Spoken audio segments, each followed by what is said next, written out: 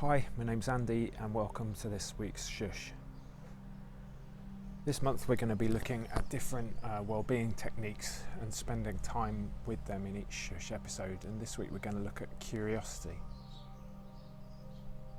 I wonder when the last time you were really curious about something. Philo said learning is by nature curiosity, prying into everything, reluctant to leave anything material or immaterial unexplained. It's that wonderful sense of when we get lost into nature or lost into an idea or some sort of concept, or we become curious about something that we see, and it allows a whole new level of understanding to take place. It speaks to us and it begins to give us something that lifts our spirits, lifts our sense of well-being.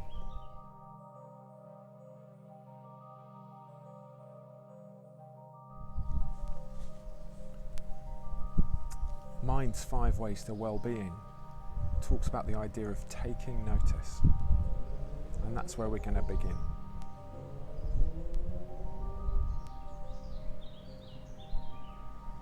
I'm outside in my garden today and I can take notice of what's around me, the way the wind is moving the leaves of trees and bushes, the smell of the garden as it's freshly rained,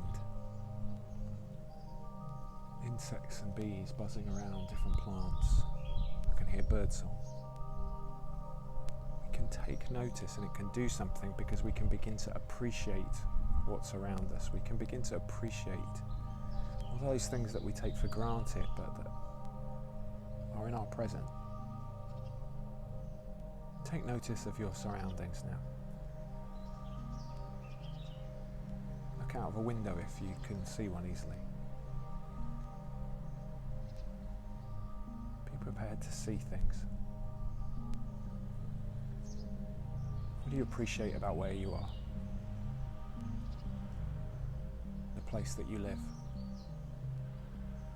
This time of year? Take time to notice the world around you for a little while.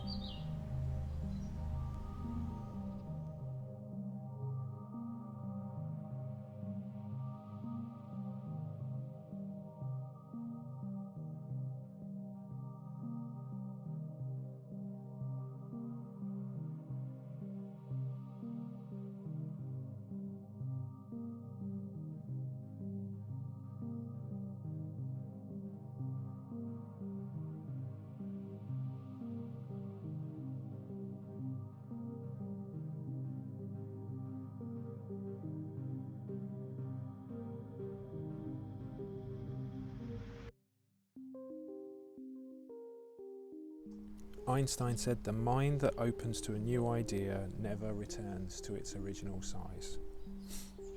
The mind that opens to a new idea never returns to its original size.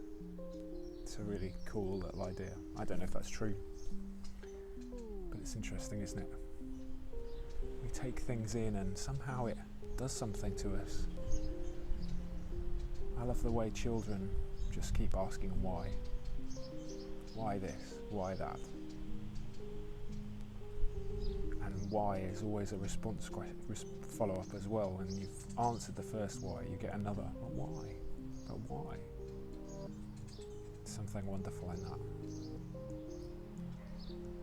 Are we prepared to gain that amount of meaning and value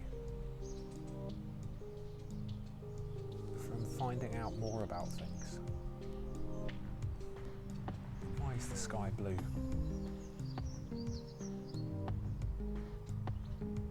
Why do birds sing?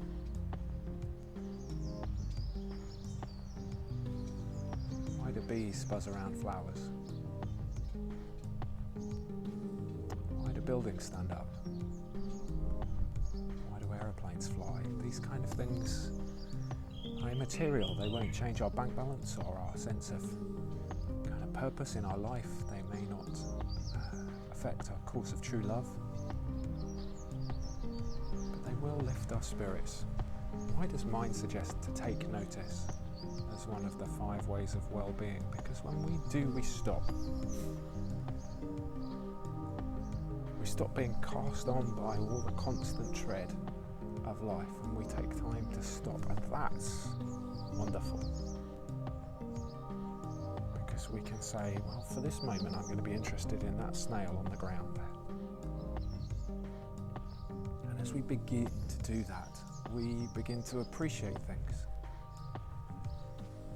A smile may come on our face.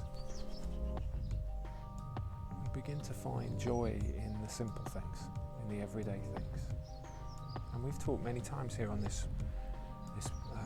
of these meditations about finding the present, worrying about the past. We can't do anything about that. The future, we haven't lived that yet. Trying to find the present and find comfort and calm in the present. Living in the present is a healthy thing to do. And taking notice helps us to live in the present. If you have a walk to your workplace, it doesn't feel very beautiful, but have a look around. Maybe the setting that you live in doesn't feel like it's the midst of the countryside, but find things, wildlife that lives there, people who are there. Find things that are comforting to you, that you appreciate about that place. Things that mark out your day.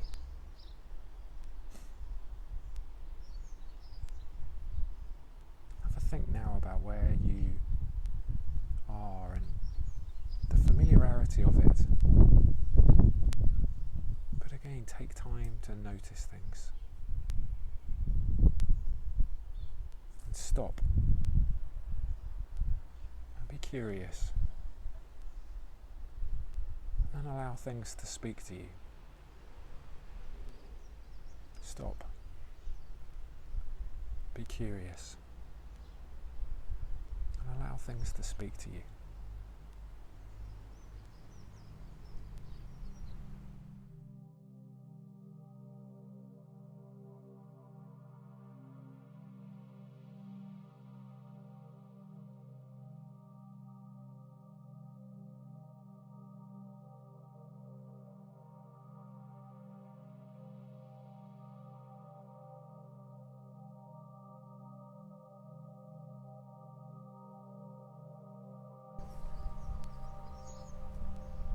Just at dawn, when everyone's asleep, you can hear the wind that the trees cast at you.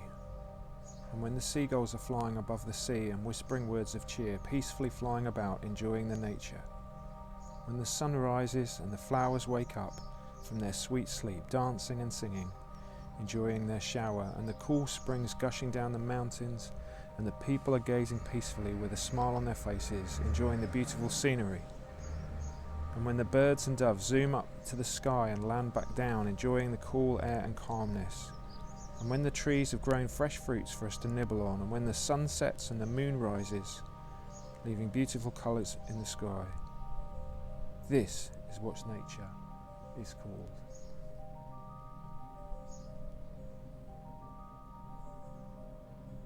We focused a lot on nature as a place to be curious.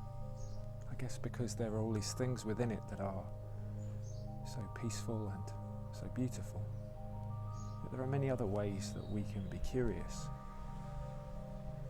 Words, art, buildings, technology,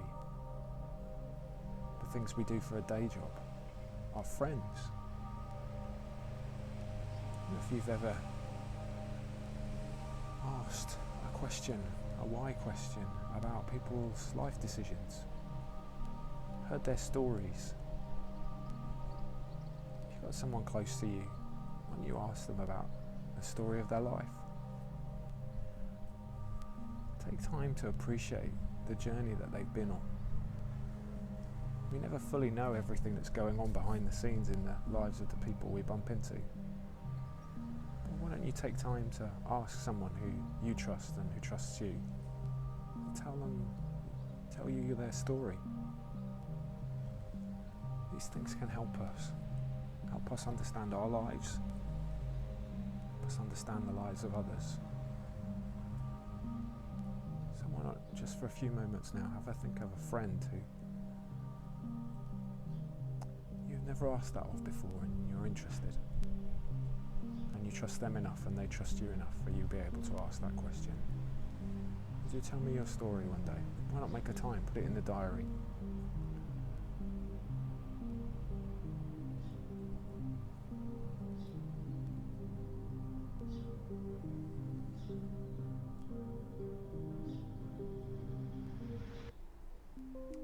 One of the things curiosity does do is it gives us things to contemplate, to look at. And then that gives us the opportunity to take meaning from them. My hand is always on the end of my arm.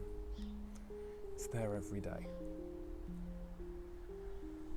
But when I begin to look at it, the different marks and lines, the way it works, all of the things that happen from my brain all the way down to my fingertips for this hand to move back and forth.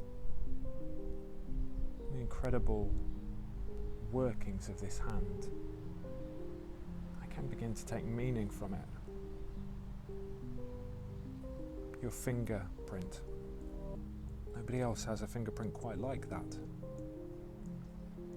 That's why fingerprints are so important in crime films and all those kind of things. It's a unique signature. You can take meaning from that.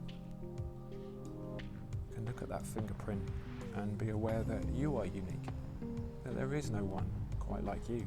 And if you're an identical twin,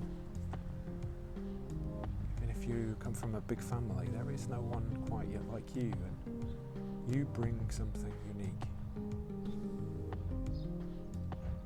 Curiosity about yourself is also a valuable tool. And taking meaning from that little fingerprint can help me on that journey. Well, how am I unique? And to believe that, and to live that way, not in a proud way, not in an arrogant way, but just to say, oh yeah, there's no one like me. So why don't you take time to have a look at your fingerprints and have a think about that idea this morning. You are unique.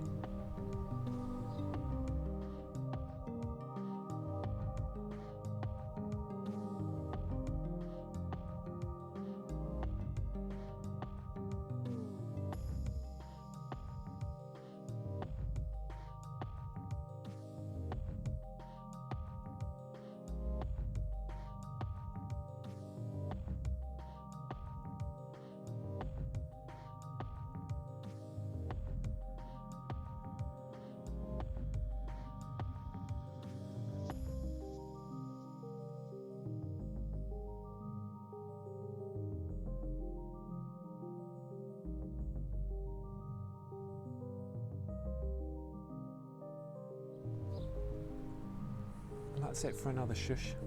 I hope you've enjoyed that. I hope it's been helpful to you. And we're looking forward to seeing you again really soon. There'll be another Shhh again next week. I'll see you then.